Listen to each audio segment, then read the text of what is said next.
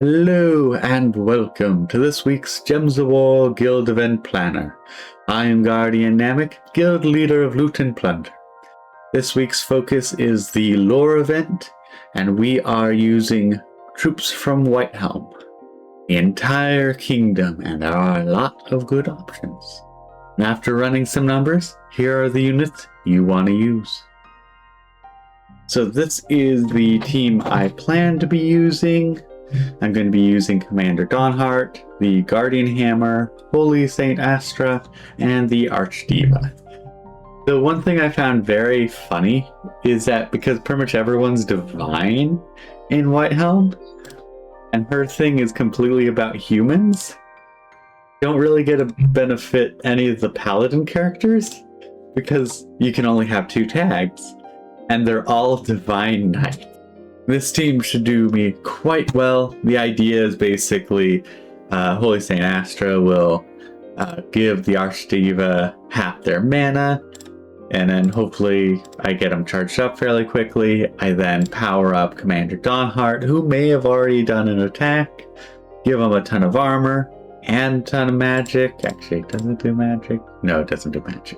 If it did magic, it'd be ridiculously powerful. All things considered, it will make it so you can do a lot of damage and then finish off the enemies for quite a while. Eventually it'll slow down, but I think this should do me quite well. Now, if you're looking for other options to be using, there are actually a lot of good options this week. So, for the damage variety, another option is to be using the Gargoyle from the Hall of Guardians, from the Delve down below, so very easy to get. You just need to go through a little quest and then use up a bunch of Chaos Shards to get the random units. But as the Gargoyle is an epic by default, not too difficult to get, because you don't need the legendary from down there. But they get to do splash damage, boosted by all allies' attack, and explodes 2 gems, and the explode 2 gems is kind of like the icing on the cake of like, oh nice, you give me a little mana back from using you. And the bonus damage is great because, like, you know, with just this team I have around roughly 60 attack on each person, and so that can easily end up being 60 to 80 extra points of slash damage, nearly tripling the base damage, or technically I guess nearly quadrupling the base damage of this ability. So it gets to do a lot of good damage, and if you throw in the rest of the Hall of the Guardians teams, if you throw in the full Hall of the Guardians teams, the Arcane Golem gains attack when it does its thing.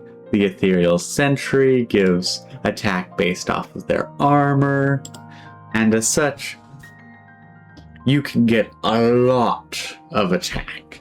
That means that the Gargoyle can do a lot of damage with its ability. The other benefit is having a lot of attack means you can punch things really hard. So the Delve team for this week is also very good for the guild event for the week. So if you don't have high level characters, this is going to be your go-to. I highly suggest it. You can also do a lower budget version of what I'm doing and utilize like the Paladin or the High Paladin as akin to Commander Dawnheart. They get to do some damage and then boosted by their armor. The Paladin, good old-fashioned 1-to-1. The High Paladin is a 2-to-1, but they also hit 2 targets. But it's the 2 strongest ones, so you don't get to actually target that.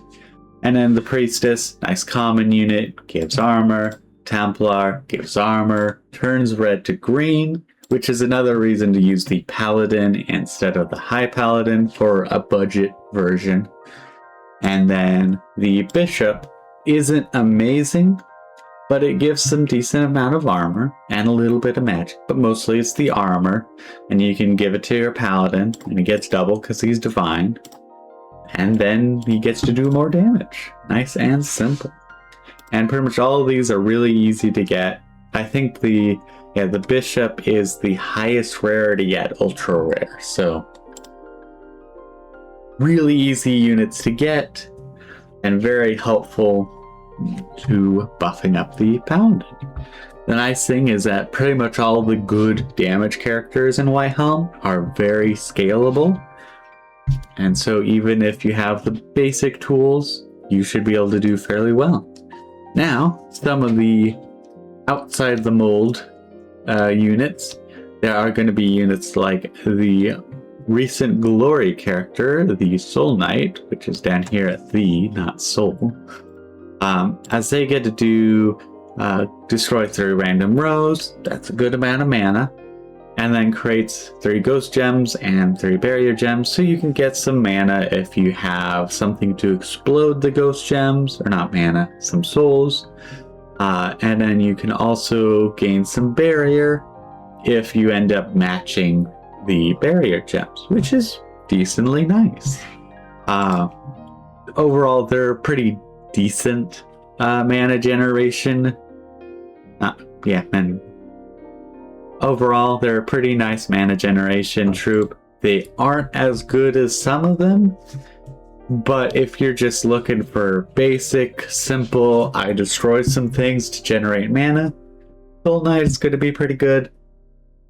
And the nice thing as well is that it doesn't scale on your magic, so you can be a new player, old player, whatever, you can pick up 1 copy of them, and they'll do you just as well as someone who picked up all enough to get to Mythic. I hope this info was helpful for both starting and veteran players at Gems of War. If it was helpful to you, give that subscribe button a click, as I plan on doing these every Monday, both to help my guild and for fun. Until next week, have fun plundering.